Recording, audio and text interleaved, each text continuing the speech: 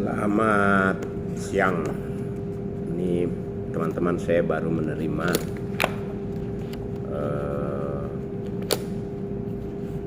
KUHP baru salinannya nih. Ini KUHP baru ini terdiri dari buku 1 dan buku 2, kemudian terdiri dari berapa halaman ini, saya juga belum baca nih. 226 halaman, kemudian terdiri dari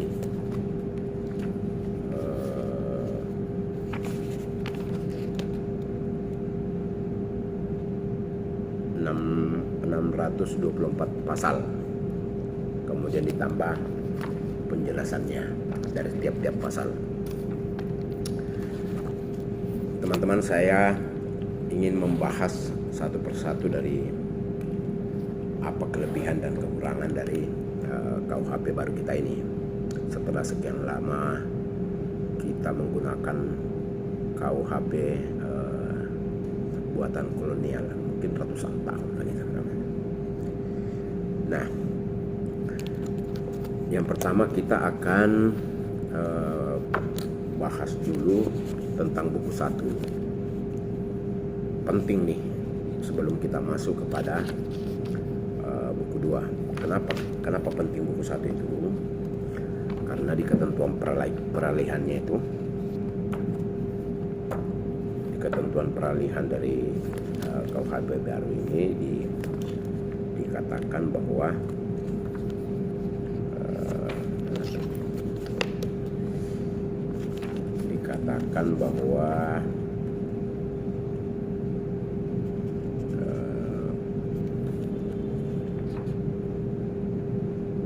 pada saat undang-undang ini mulai berlaku, setiap undang-undang dan peraturan daerah yang memuat ketentuan pidana harus menyesuaikan dengan ketentuan buku ke-1 undang-undang ini. Jadi ini penting. Kemudian mengapa juga penting buku 1 itu? Agar kita tidak gagal paham terhadap apa yang diatur dalam buku 2. Sebelum kita lanjut, saya ingin disclaimer dulu nih, bahwa pembahasan tentang KUHP baru ini menurut pemahaman saya selaku advokat. Jadi lagi-lagi ini menurut pemahaman dan pengetahuan saya selaku advokat. Jadi apa kekurangan dan kelebihannya, mari kita lihat. Jadi penting untuk saya disclaimer karena mungkin bisa saja penafsiran kita berbeda-beda atau ada beda pendapat, itu biasalah ya. Tapi kalau saya lihat di penjelasannya sih kayaknya KUHP baru ini begitu jelas dan clear. Mari kita lihat ya. Nah,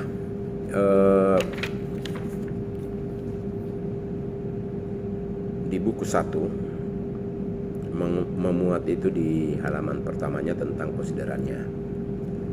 Konsiderannya itu ada 4 ABCD. Yang huruf A menimbang mengatakan bahwa untuk mewujudkan hukum pidana nasional Negara Kesatuan Republik Indonesia yang berdasarkan Pancasila dan Undang-Undang Dasar Negara Republik Indonesia tahun 1945 serta asas hukum umum yang diakui masyarakat bangsa-bangsa, perlu disusun hukum pidana nasional untuk mengganti Kitab Undang-Undang Hukum Pidana Warisan Pemerintah Kolonial Hindia Belanda. Jadi yang selama ini kita pakai itu adalah merupakan warisan dari kolonial. Beratus tahun tuh kita gunakan itu. Sehingga harusnya memang kita bersyukur pemerintah dan DPR bisa mengesahkan KUHP baru ini, terlepas dari kontroversial, terlepas dari perbedaan pendapat, ya itu biasalah dalam negara demokrasi yang kita anut ini. Kemudian di huruf B-nya dinyatakan bahwa hukum pidana nasional tersebut harus disesuaikan dengan politik hukum, keadaan, dan perkembangan kehidupan bermasyarakat, berbangsa dan bernegara yang bertujuan menghormati dan menjunjung tinggi hak asasi manusia berdasarkan ketuhanan yang Maha Esa, kemanusiaan yang adil dan beradab, persatuan Indonesia, kerakyatan yang dipimpin oleh hikmat kebijaksanaan dalam permusyawaratan perwakilan, dan keadilan bagi seluruh rakyat Indonesia. Huruf C-nya, bahwa materi hukum pidana nasional juga harus mengatur keseimbangan antara kepentingan umum atau negara dan kepentingan individu, antara perlindungan terhadap pelaku tindak pidana dan korban tindak pidana. Nah, ini penting nih. Jadi materi hukum pidana nasional harus mengatur keseimbangan antara kepentingan umum atau negara dan kepentingan individu, antara perlindungan terhadap pelaku tindak pidana dan korban tindak pidana. Jadi harus ada perlindungan yang sama antara pelaku tindak pidana dan korban tindak pidana, antara unsur perbuatan dan sikap batin. Nah, ini jadi harus ada keseimbangan antara perbuatan dan sikap batin, antara kepastian hukum dan keadilan, antara hukum tertulis dan hukum yang hidup dalam masyarakat, antara nilai nasional dan nilai universal, antara hak asasi manusia dan kewajiban hak asasi manusia. Jadi kalau membaca konsiderannya ini perlu digarisbawahi bahwa materi hukum pidana nasional kita itu harus memberikan kesetaraan, keseimbangan antara pelaku tindak pidana dengan korban tindak pidana. Kalau yang sering kita lihat di lapangan kan seringkali pelaku tindak pidana diberikan perlakuan yang tidak setara lah dengan korban tindak pidana. Itu sering terjadi. Sering kita lihat pelaku tindak pidana walaupun belum dijatuhi hukuman yang berkekuatan hukum tetap, tetapi sudah sering kali kita menganggap dia bersalah, atau biasa kita kenal dengan presumption of guilty, padahal harusnya adalah presumption of innocent. Nah, berdasarkan dari huruf A, huruf B, C itu, maka perlu dirasa untuk membentuk undang-undang tentang hukum pidana. Nah, mari kita masuk di buku ke-1. Buku ke-1 tentang aturan umum. Bab 1, ini berapa bab nih? Buku ke-1 ini memuat 187 pasal, kemudian ada 6 bab. Bab ke-1 tentang ruang lingkup berlakunya ketentuan peraturan perundang-undangan pidana. Bagian ke-1 menurut waktu, pasal 1. Ini tentang asasnya. Tidak ada satu perbuatan pun yang dapat dikenai sanksi pidana dan atau tindakan kecuali atas kekuatan peraturan pidana dalam peraturan perundang-undangan yang telah ada sebelum perbuatan dilakukan. Ini sama dengan yang ada di KUHP lama ini. Kemudian ayat 2-nya menyatakan dalam menetapkan adanya tindak pidana dilarang menggunakan analogi. Jadi kita nggak boleh menggunakan analogi dalam hal tindak pidana. Kemudian pasal kedua,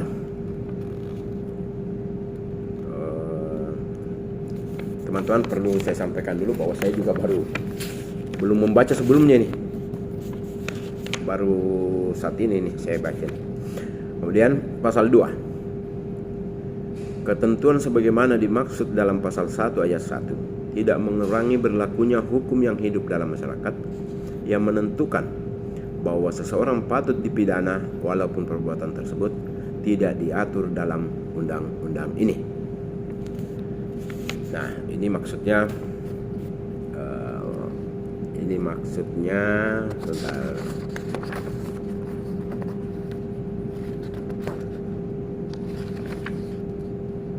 Kita lihat di penjelasannya. Di penjelasannya ini belum ada yang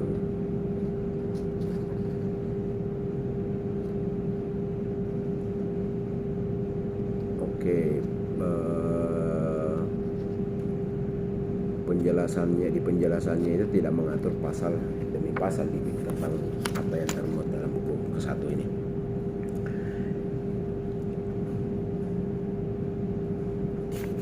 Jadi menurut pemahaman saya, artinya ketentuan apa yang dimaksud dalam pasal 1 sebelumnya di atas tadi itu tidak mengurangi berlakunya hukum yang hidup dalam masyarakat. Artinya kalau misalnya ada hukum yang hidup dalam masyarakat atau hukum adat atau kebiasaan-kebiasaan yang dianut dalam suatu masyarakat tertentu, itu tidak serta-merta hilang atau dianggap tidak berlaku setelah berlakunya KUHP baru ini. Itu pemahaman saya seperti itu. Kemudian ayat 2 dari pasal 2, hukum yang hidup dalam masyarakat sebagaimana dimaksud pada ayat 1 berlaku dalam tempat hukum itu hidup, dan sepanjang tidak diatur dalam undang-undang ini dan sesuai dengan nilai-nilai terkandung dalam Pancasila, Undang-Undang Dasar Negara Republik Indonesia tahun 1945, hak asasi manusia, dan asas hukum umum yang diakui masyarakat bangsa-bangsa. Oke, clear ini bahwa hukum yang hidup dalam masyarakat sebagaimana maksud ayat 1 tadi itu berlaku dalam tempat hukum itu hidup. Artinya hukum kebiasaan atau adat yang ada di provinsi tertentu berlakunya di situ, tidak bisa dibawa di provinsi lain atau di Jakarta misalnya, karena tentu berbeda. Ini maksudnya ini. Kemudian di ayat 3-nya menyatakan ketentuan mengenai tata cara dan kriteria penetapan hukum yang hidup dalam masyarakat diatur dalam peraturan pemerintah. Oke. Kemudian kita masuk ke pasal 3. Dalam hal terdapat perubahan peraturan perundang-undangan sesudah perbuatan terjadi, diberlakukan peraturan perundang-undangan yang baru, kecuali ketentuan peraturan perundang-undangan yang lama menguntungkan bagi pelaku dan pembantu tindak pidana. Nah, ini penting nih. Penting. Jadi, ini pasal 3 ayat 1 nih. Dalam hal terdapat perubahan peraturan perundang-undangan sesudah perbuatan terjadi. Jadi jika ada peraturan perubahan perundang-undangan yang dimaksud di sini, jika ada perubahan terhadap peraturan perundang-undangan yang berlaku sesudah terjadinya perbuatan, maka diberlakukan peraturan perundang-undangan yang baru, kecuali, ini ada pengecualian, kecuali jika peraturan perundang-undangan itu menguntungkan bagi pelaku dan pembantu tindak pidana.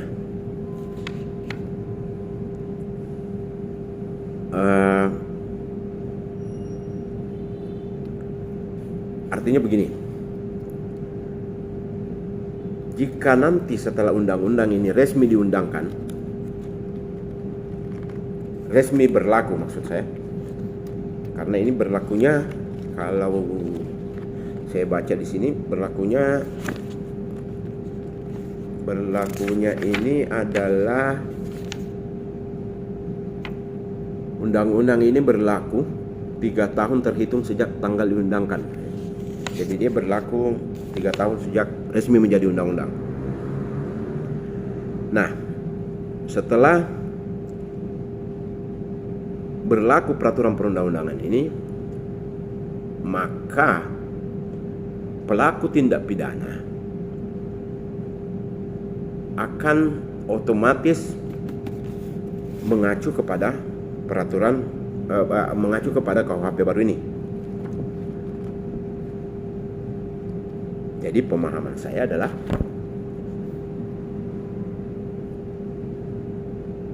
pelaku tindak pidana yang masih sementara di sidang sekarang ini, jikalau putusannya ingkrah, misalnya setelah 2 tahun dari sekarang atau 1 tahun dari sekarang, pokoknya setelah putusannya berkekuatan hukum tetap, maka dia tetap akan mengacu kepada KUHP baru ini. Ini pemahaman saya nih, seperti ini. Ini pasal 3 ayat 1 ini. Ini penting soalnya ini. Kemudian di ayat 2-nya, dalam hal perbuatan yang terjadi tidak lagi merupakan tindak pidana menurut peraturan perundang-undangan yang baru, proses hukum terhadap tersangka atau terdakwa harus dihentikan demi hukum. Nah, ini penting juga nih. Jikalau misalnya nih ada tindak pidana yang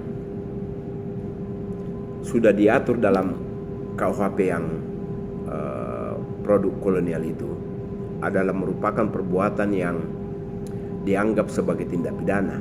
Namun dalam KUHP baru ini, perbuatan itu sudah dianggap bukan sebagai tindak pidana, walaupun dia telah dijatuhi hukuman dan masih menjalani hukuman, maka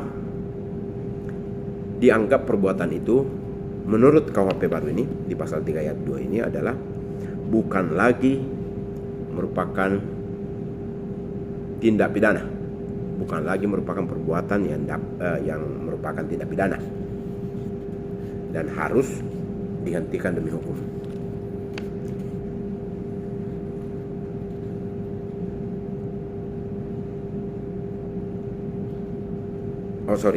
Dalam hal perbuatan yang terjadi tidak lagi merupakan tindak pidana menurut peraturan perundang-undangan yang baru, proses hukum terhadap tersangka atau terdakwa harus dihentikan demi hukum. Artinya, kalau masih berproses nih dalam hal perbuatan yang diatur dalam KUHP lama itu merupakan tindak pidana, tapi masih berproses hukum. Artinya kalau misalnya sekarang ini ada perbuatan yang didakwa sebagai perbuatan pidana tetapi belum mempunyai kekuatan hukum tetap, kemudian undang-undang ini diberlakukan, maka proses hukumnya harus dihentikan. Ini menurut pasal 3 ayat 2. Kemudian pasal 3 ayat 3, dalam hal ketentuan sebagaimana dimaksud pada ayat 2 diterapkan bagi tersangka atau terdakwa yang berada dalam tahanan. Tersangka atau terdakwa dibebaskan oleh pejabat yang berwenang sesuai dengan tingkat pemeriksaan. Oke. Clear ya ini. Kemudian di ayat 4-nya, dalam hal setelah putusan pemidanaan berkekuatan hukum tetap dan perbuatan yang terjadi tidak lagi merupakan tindak pidana menurut peraturan perundang-undangan yang baru, pelaksanaan putusan pemidanaan dihapuskan. Nah, ini nih.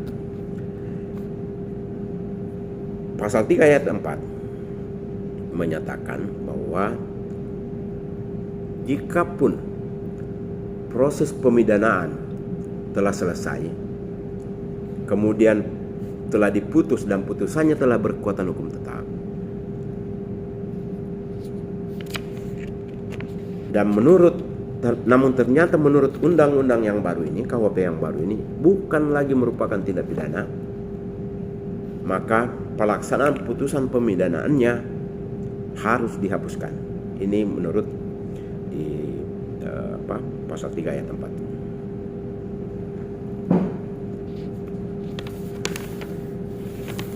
Kemudian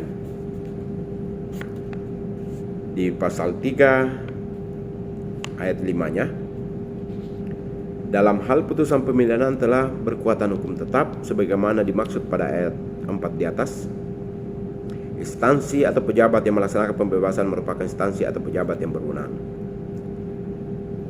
Ya, jadi harus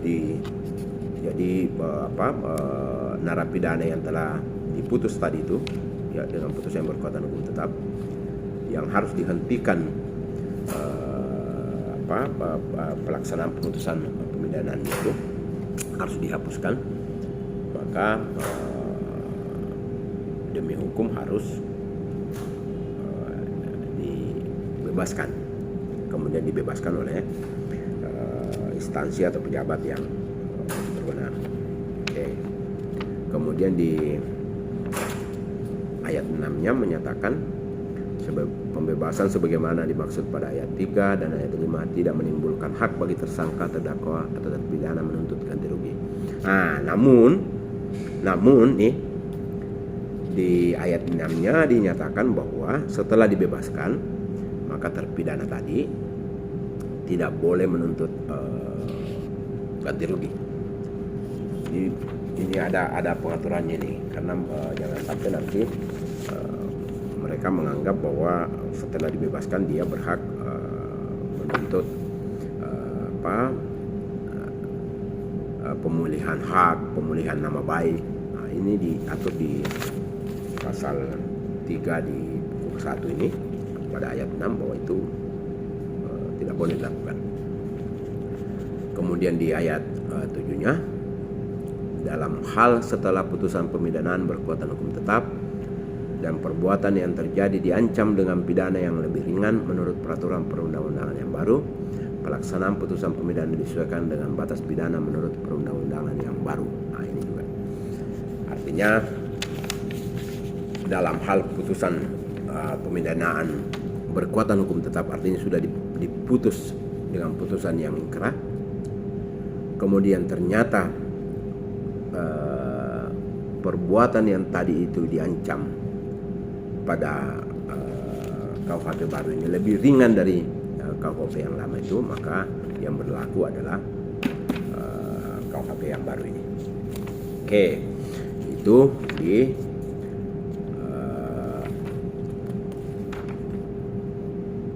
bagian ke-1 menurut waktu.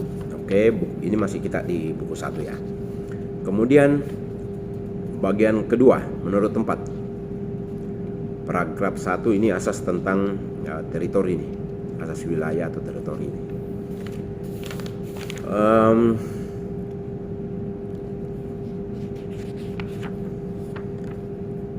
Pasal 4, ketentuan pidana dalam undang-undang berlaku bagi setiap orang yang melakukan tindak pidana di wilayah negara kesatuan Republik Indonesia, tindak pidana di kapal Indonesia atau di pesawat udara Indonesia. Jadi setiap pesawat yang berbendera Indonesia itu berlaku tindak pidana ini.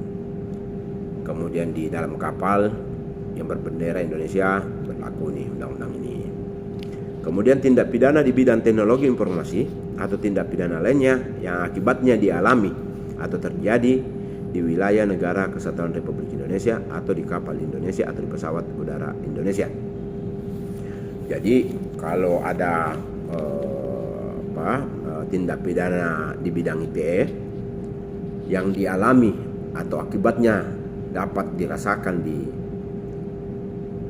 wilayah NKRI ini, maka berlaku KUHP baru ini. Begitupun kalau bisa akibatnya jadi bukan cuma terjadinya, tapi akibatnya juga dialami dalam kapal Indonesia atau pesawat berbendera Indonesia, maka berlaku KUHP baru ini. Ini tentang teritori. Kemudian di paragraf 2-nya asas perlindungan dan asas nasional pasif. Pasal 5 menyatakan ketentuan pidana dalam undang-undang berlaku bagi setiap orang di luar wilayah negara kesatuan Republik Indonesia yang melakukan tindak pidana terhadap kepentingan negara kesatuan Republik Indonesia yang berhubungan dengan. Jadi ketentuan pidana dalam undang-undang ini berlaku bagi setiap orang yang berada di luar wilayah NKRI yang melakukan tindak pidana terhadap kepentingan NKRI yang berhubungan dengan satu, keamanan negara atau proses kehidupan ketatanegaraan, martabat presiden, wakil presiden, dan atau pejabat Indonesia di luar negeri, mata uang, segel, cap negara, materai, atau surat berharga yang dikeluarkan oleh pemerintah Indonesia atau kartu kredit yang dikeluarkan oleh perbankan Indonesia. Perekonomian, perdagangan, dan perbankan Indonesia. Keselamatan atau keamanan pelayaran dan penerbangan. Keselamatan atau keamanan bangunan, peralatan, dan aset nasional atau negara Indonesia. Kemudian berikutnya adalah keselamatan atau keamanan sistem komunikasi elektronik, kemudian kepentingan nasional Indonesia sebagaimana ditetapkan dalam undang-undang atau warga negara Indonesia berdasarkan perjanjian internasional dengan negara tempat terjadinya tindak pidana. Oke, clear. Saya paham ini. Kemudian di paragraf 3 tentang asas universal. Pasal 6 menyatakan ketentuan pidana dalam undang-undang berlaku bagi setiap orang yang berada di luar wilayah negara kesatuan Republik Indonesia yang melakukan tindak pidana menurut hukum internasional yang telah ditetapkan sebagai tindak pidana dalam undang-undang. Jadi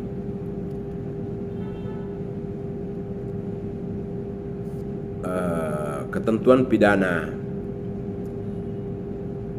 dalam undang-undang berlaku bagi setiap orang yang berada di wilayah NKRI yang melakukan tindak pidana menurut hukum internasional yang telah ditetapkan sebagai tindak pidana. Oke. Kemudian pasal 7, ketentuan pidana ini masih asas universal ya. Kemudian ketentuan pidana dalam undang-undang berlaku bagi setiap orang yang melakukan tindak pidana di luar wilayah negara kesatuan Republik Indonesia yang penuntutannya diambil alih oleh pemerintah Indonesia atas dasar suatu perjanjian internasional yang memberikan kewenangan kepada pemerintah Indonesia untuk melakukan penuntutan pidana. Jadi kalau ada perjanjian internasional yang memberikan kewenangan kepada pemerintah RI untuk melakukan penuntutan pidana, maka ketentuan pidana dalam undang-undang berlaku bagi setiap orang yang melakukan tindak pidana di wilayah negara kesatuan Republik Indonesia. Kemudian asas nasional aktif di paragraf 4 ini, pasal 8 menyatakan, ini kita lanjut ya, tentang asas nasional aktif. Itu berada dalam paragraf 4 pasal 8. Ketentuan pidana dalam undang-undang ini ayat 1, pasal 8 ayat 1, ketentuan pidana dalam undang-undang berlaku bagi setiap warga negara Indonesia yang melakukan tindak pidana di luar wilayah negara kesatuan Republik Indonesia. Jadi ketentuan pidana dalam undang-undang berlaku bagi setiap warga negara Indonesia yang melakukan tindak pidana di luar wilayah negara kesatuan Republik Indonesia. Jadi kalau misalnya Anda melakukan tindak pidana di luar wilayah NKRI, bisa berlaku ketentuan pidana. Kemudian ketentuan sebagaimana ini ada ayat 2 selanjutnya. Ketentuan sebagaimana dimaksud pada ayat 1 berlaku jika perbuatan tersebut juga merupakan tempat tindak pidana di negara tempat tindak pidana dilakukan. Namun di ayat 2-nya dijelaskan lagi bahwa itu bisa dilakukan jikalau di negara tempat dilakukannya perbuatan itu ternyata adalah dinyatakan juga sebagai tindak pidana oleh negara tersebut. Maka ketentuan pada ayat 1 tadi itu diberlakukan. Kemudian di ayat 3-nya lagi menyatakan bahwa ketentuan sebagaimana dimaksud pada ayat 1 tadi di atas itu tidak berlaku untuk tindak pidana yang diancam dengan pidana denda paling banyak kategori 3. Jadi ketentuan ayat 1 tadi itu menyatakan bahwa ketentuan pidana dalam undang-undang ini berlaku bagi setiap warga negara yang melakukan tindak pidana di luar wilayah negara kesatuan Republik Indonesia. Ini setiap warga negara Indonesia ya yang melakukan, misalnya saya ke luar negeri, ke Singapura misalnya, kemudian saya melakukan tindak pidana di sana. Kemudian tindak pidana yang saya melakukan perbuatan tindak pidana di sana, kemudian perbuatan yang saya lakukan itu juga merupakan atau dinyatakan sebagai perbuatan pidana di Singapura itu, di negara itu, maka ketentuan pidana dalam undang-undang ini dapat diterapkan. Nah, namun di ayat 3-nya menyatakan ketentuan itu tidak berlaku untuk tindak pidana yang diancam dengan pidana denda paling banyak kategori 3. Apa itu tindak pidana yang diancam dengan pidana denda paling banyak kategori 3? Nanti kita bahas. Kita akan sampai ke sana sebentar. Oke. Ini kita masih di buku 1. Kemudian di ayat 4-nya menyatakan penuntutan terhadap tindak pidana sebagaimana dimaksud pada ayat 1 dilakukan walaupun tersangka menjadi warga negara Indonesia setelah tindak pidana tersebut dilakukan sepanjang perbuatan tersebut merupakan tindak pidana di negara tempat tindak pidana dilakukan. Ini diperjelas lagi di ayat 4-nya nih, bahwa ayat 1 tadi itu kan menyatakan bahwa ketentuan pidana dalam undang-undang berlaku bagi setiap warga negara Indonesia, ini maksudnya, yang melakukan tindak pidana di luar wilayah negara kesatuan Republik Indonesia. Kemudian ayat 2-nya menyatakan bahwa perbuatan tersebut ketentuan pidana ini baru bisa diberlakukan jika perbuatan tersebut dianggap juga merupakan perbuatan tidak pidana di negara tersebut. Kemudian kemudian ayat 3-nya menyatakan bahwa namun demikian itu tidak berlaku untuk kategori tindak pidana yang diancam dengan pidana denda paling banyak kategori 3. Kemudian ayat 4-nya menyatakan bahwa penuntutan terhadap tindak pidana sebagaimana dimaksud pada ayat 1 tadi di atas itu dilakukan walaupun tersangka menjadi warga negara Indonesia setelah tindak pidana tersebut dilakukan sepanjang perbuatan tersebut merupakan tindak pidana negara tempat tindak pidana dilakukan. Jadi kalau ada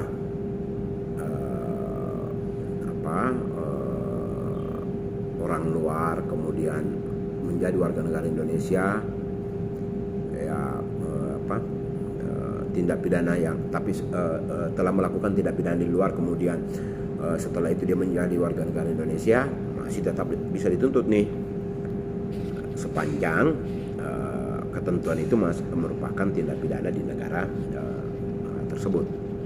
Kemudian ayat 5-nya menyatakan warga negara Indonesia di luar wilayah negara kesatuan Republik Indonesia yang melakukan tindak pidana sebagaimana dimaksud pada ayat 1 tidak dapat dijatuhi pidana mati jika tindak pidana tersebut menurut hukum negara tempat tindak pidana tersebut dilakukan tidak diancam dengan pidana mati.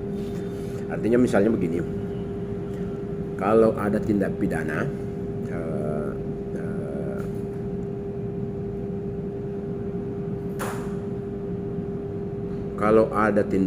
yang diancam dengan pidana mati yang dapat dituntut dengan pidana mati dalam KUHP ini, namun ternyata itu dilakukan di negara luar, namun ternyata di negara tersebut terhadap tindak perbuatan itu tidak ada aturan yang tidak ada aturan yang bisa dilakukan penuntutan pidana mati, maka ketentuan pidana mati dalam KUHP ini tidak dapat diberlakukan. Itu maksudnya. Jadi tidak bisa orang walaupun di sini diancam pidana mati, namun di negara luar di tempat terjadinya tindak pidana tersebut tidak diancam hukuman mati, maka dia pun tidak bisa diancam pidana mati. Kemudian kita masuk ke paragraf 5 pengecualian nih. Ada pengecualiannya di pasal 9. Penerapan ketentuan sebagaimana dimaksud dalam pasal 4 sampai dengan pasal 8 dibatasi oleh hal yang dikecualikan menurut perjanjian internasional yang berlaku. Jadi ketentuan-ketentuan yang dimaksud tadi di pasal 4 sampai pasal sampai dengan pasal 8, yaitu tentang asas teritori, kemudian tentang asas perlindungan nasional pasif, kemudian asas universal, kemudian asas nasional aktif, itu dikecualikan menurut perjanjian internasional yang berlaku. Kemudian bagian ketiga, waktu tindak pidana pasal 10. Waktu tindak pidana pasal 10 itu menyatakan bahwa waktu tindak pidana merupakan saat dilakukannya perbuatan yang dapat dipidana. Oke, clear. Kemudian tempat tindak pidana itu diatur dalam pasal 11. Tempat tindak pidana merupakan tempat dilakukannya perbuatan yang dapat dipidana. Ini samalah dengan KUHP yang lama ini. Kemudian bab kedua tentang mengatur tentang tindak pidana dan pertanggungjawaban pidana. Oke. Bagian ke-1. Ini bab 2 bagian ke-1 tentang tindak pidana. Paragraf 1 umum pasal 12. Kemudian ayat 1 menyatakan tindak pidana merupakan perbuatan yang oleh peraturan perundang-undangan diancam dengan sanksi pidana dan atau tindakan. Oke, clear ya. Clear ini. Kemudian ayat 2-nya, untuk dinyatakan sebagai tindak pidana, suatu perbuatan yang diancam dengan sanksi pidana dan atau tindakan oleh peraturan perundang-undangan harus bersifat melawan hukum atau bertentangan dengan hukum yang hidup dalam masyarakat. Kemudian ayat 3-nya, oke, clear ya, ayat 2. Ayat 3, setiap tindak pidana selalu bersifat melawan hukum kecuali ada alasan pembenar. Oke, clear ini. Kemudian kita lanjut tentang permufakatan jahat. Ini permufakatan jahat ini diatur dalam pasal 13. Jadi pasal 13 dinyatakan pada ayat 1, yang dimaksud dengan permufakatan jahat terjadi jika dua orang atau lebih bersepakat untuk melakukan tindak pidana. Oke, clear ya. Jadi kalau ada dua orang sama-sama mufakat untuk melakukan perbuatan yang merupakan tindak pidana, ya kena nih, masuk nih, bisa dianggap sebagai permufakatan jahat. Ini ayat 1. Kita lihat lagi ayat 2-nya. Ayat 2-nya menyatakan permufakatan jahat melakukan tindak pidana dipidana jika ketentuan secara tegas dalam undang-undang. Oke. Artinya jika tegas dinyatakan dalam undang-undang. Kemudian ayat 3, pidana untuk permufakatan jahat melakukan tindak pidana. Jadi pidana untuk permufakatan jahat melakukan tindak pidana paling banyak 1/3 dari maksimum ancaman pidana pokok untuk tindak pidana yang bersangkutan. Jadi pidana untuk permufakatan jahat itu paling banyak sepertiga dari maksimum ancaman pidana pokoknya. Oke. Kemudian ayat 4-nya. Kita lihat ayat 4-nya, dinyatakan permufakatan jahat melakukan tindak pidana yang diancam dengan pidana mati atau pidana penjara seumur hidup, dipidana dengan pidana penjara paling lama 7 tahun. Oke. Jadi permufakatan jahat yang ternyata nih ancamannya mati itu terhadap permufakatannya itu hanya boleh dipidana dengan pidana penjara paling lama 7 tahun terhadap permufakatannya ya. Oke. Kemudian pidana tambahan untuk permufakatan, ini ayat 5-nya.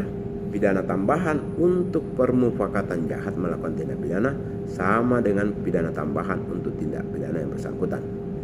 Jadi pidana tambahan untuk permufakatan jahat melakukan tindak pidana sama dengan pidana tambahan untuk tindak pidana yang bersangkutan. Oke, clear nih. Kemudian pasal 14. Kita lihat pasal 14 masih tentang permufakatan jahat. Permufakatan jahat melakukan tindak pidana tidak dipidana jika pelaku menarik diri dari kesepakatan itu atau B. melakukan tindakan yang patut untuk mencegah terjadinya tindak pidana.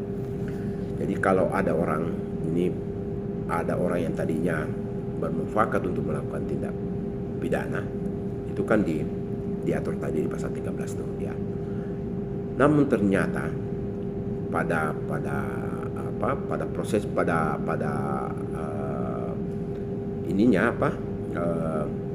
ternyata dia menarik diri dari kesepakatan itu. Dia membatalkan untuk ikut. Jadi kalau ada misalnya 2-3 orang atau 4 orang, kemudian tiba-tiba yang satunya menarik diri dari permufakatan itu, maka dia tidak bisa diterapkan pasal 13 yaitu tentang permufakatan jahat. Begitupun kalau dia berusaha ternyata untuk mencegah terjadinya tindak pidana tersebut. Nah, kemudian kita lanjut, yang berikutnya adalah tentang persiapan. Ini pasal 15. Oke. Pasal 15 ini masih buku 1 ya. Pasal 15 ayat 1. Persiapan melakukan tindak pidana terjadi jika pelaku berusaha untuk mendapatkan atau menyiapkan sarana berupa alat, mengumpulkan informasi atau menyusun perencanaan tindakan, atau melakukan tindakan yang serupa yang dimaksudkan untuk menciptakan kondisi untuk dilakukannya suatu perbuatan yang secara langsung ditujukan bagi penyelesaian tindak pidana. Oke, ini clear ya, artinya orang yang berusaha untuk menyiapkan sarana atau alat itu bisa diterapkan tentang pasal 15 ini. Kemudian itu yang dimaksud ini tentang persiapan ya. Kemudian persiapan melakukan tindak pidana dipidana jika ditentukan secara tegas dalam undang-undang. Namun penerapan tentang persiapan itu, tentang kategori persiapan itu hanya diterapkan jika tindak pidana tentang persiapan diatur secara tegas dalam undang-undang. Kemudian pidana untuk persiapan melakukan tindak pidana paling banyak 1/2 dari maksimum ancaman pidana pokok untuk tindak pidana yang bersangkutan. Jadi maksimum 1/2 dari ancaman pidana pokoknya. Kemudian ayat 4-nya menyatakan bahwa persiapan melakukan tindak pidana yang diancam dengan pidana mati atau pidana penjara seumur hidup dipidana dengan pidana penjara paling lama 10 tahun. Jadi kalau tadi permufakatan jahat itu hanya boleh dipidana 7 tahun maksimal terhadap permufakatan yang dilakukan terhadap tindak pidana yang diancam dengan kategori ancaman mati, maka dia hanya boleh dihukum terhadap permufakatannya itu dia hanya boleh dihukum maksimal 7 tahun. Maka kalau dalam persiapannya tentang persiapan itu, maka dia bisa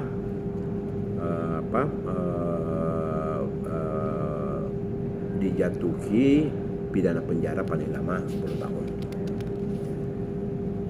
Pidana tambahan untuk persiapan melakukan tindak pidana, ini ayat 5-nya. Pidana tambahan untuk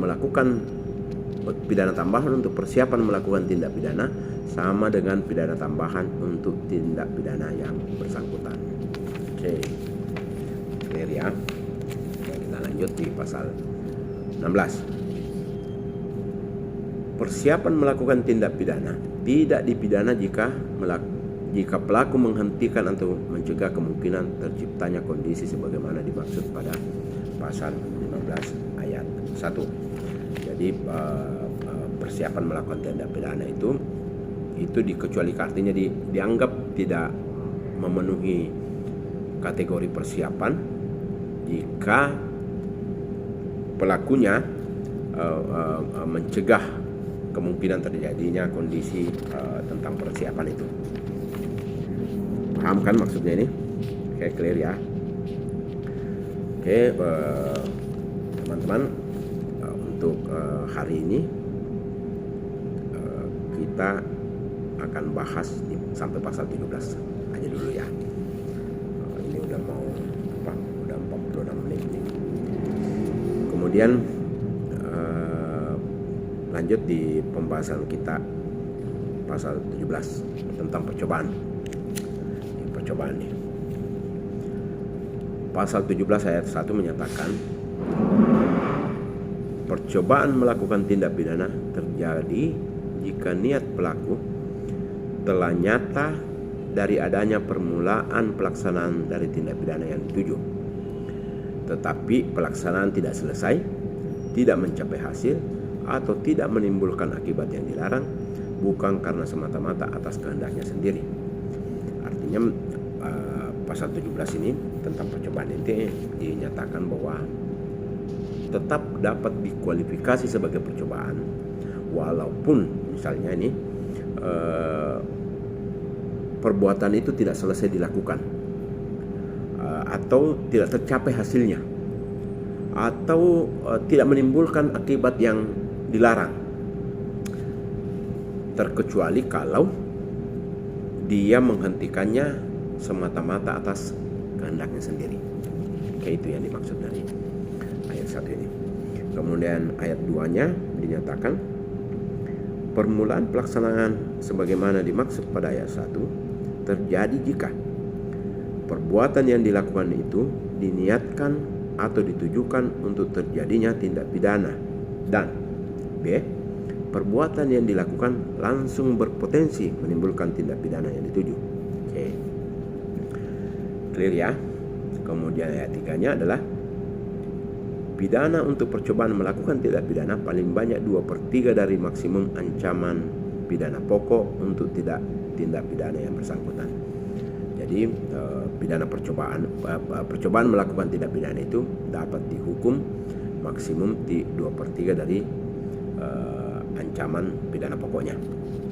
Kemudian ayat 4-nya menyatakan percobaan melakukan tindak pidana yang diancam dengan pidana mati atau pidana penjara seumur hidup dipidana dengan pidana penjara paling lama 15 tahun.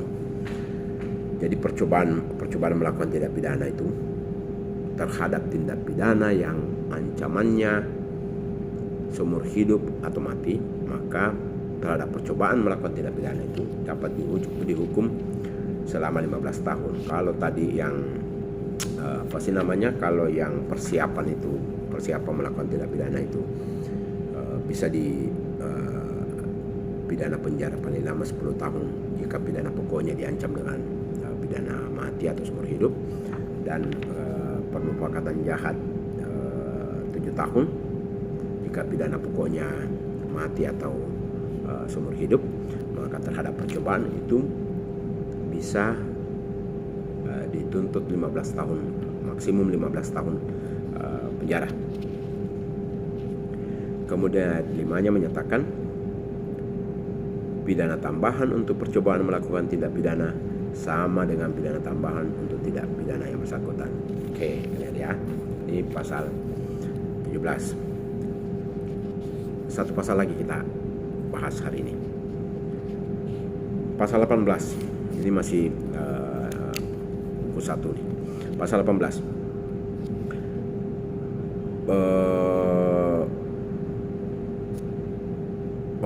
Kita bahas 2 pasal lagi, pasal 18 dan pasal 19. Ini sama-sama pasal yang mengatur tentang percobaan nih.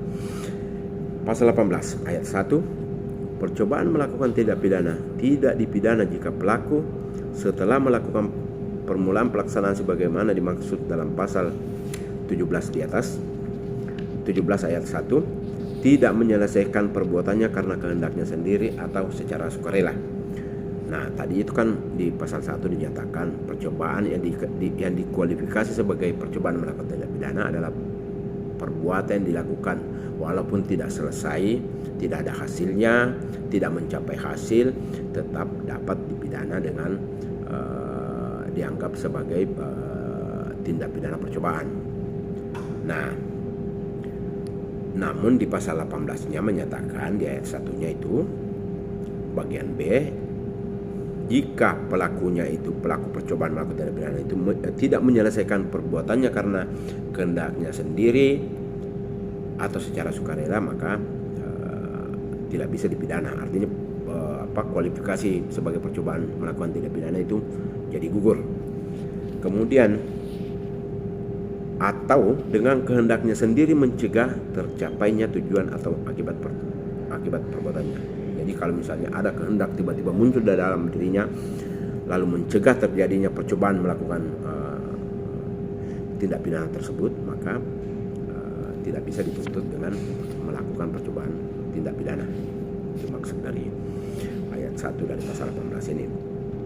Kemudian ayat 2-nya dinyatakan dalam hal percobaan sebagaimana dimaksud pada ayat 1 telah menimbulkan kerugian atau menurut peraturan perundang-undangan merupakan tindak pidana tersendiri, pelaku dapat dipertanggungjawabkan untuk tindak pidana tersebut. Namun ya, ini di ayat 2-nya menyatakan jika pelaku percobaan melakukan tindak pidana tadi sudah menimbulkan kerugian, maka tetap dapat dimintakan pertanggungjawaban pidana.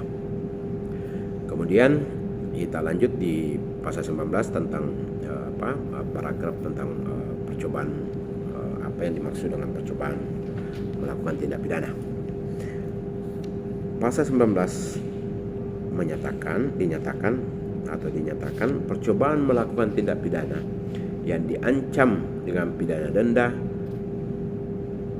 paling banyak kategori 2 tidak dipidana. Nah, jadi percobaan melakukan tindak pidana jika ancamannya merupakan tindak pidana denda yang hanya tindak pidana denda kategori 2, maka tidak dapat dipidana. Apa itu pidana denda paling banyak kategori 2? Nah, nanti kita bahas berikutnya. Oke.